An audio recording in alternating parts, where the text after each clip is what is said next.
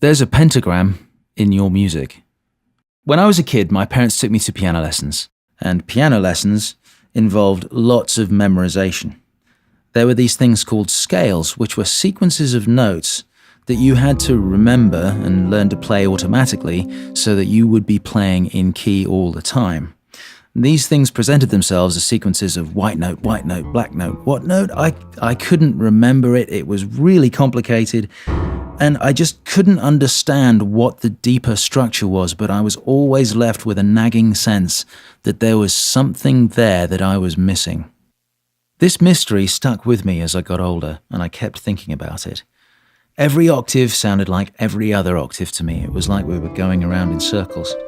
So one day, instead of writing this sequence of notes in a line, I basically just decided to draw it in a circle and see what happened.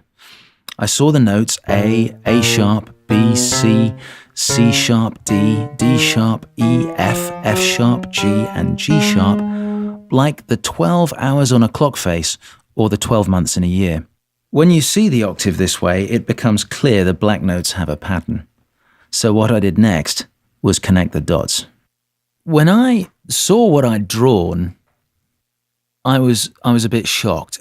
The significance of the symbol mathematically or musically is that if you walk around the star without touching its points and play all the other notes, say you start on C, you get C, D, E, F, G, A, B, C. This is the C major scale. Now, if I start at A, I get a very similar sequence beginning and ending at A, and this is the A minor scale.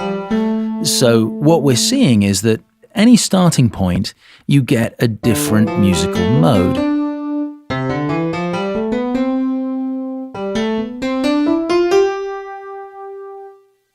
Now, if you want to change key, what you do is you rotate the star. In this case, we can see if we look at the star sequence of E, A, D, G, B, E, this is also the tuning of guitar strings. So there's a fundamental thing happening here. And it gives us the power to generate all of these sequences just by rotating a star inside a circle. The pattern has power not because of some mystic imagery, but because of its utility in music. And music controls human emotion, or music generates human emotion. It's the interface between sound and mathematics and consciousness.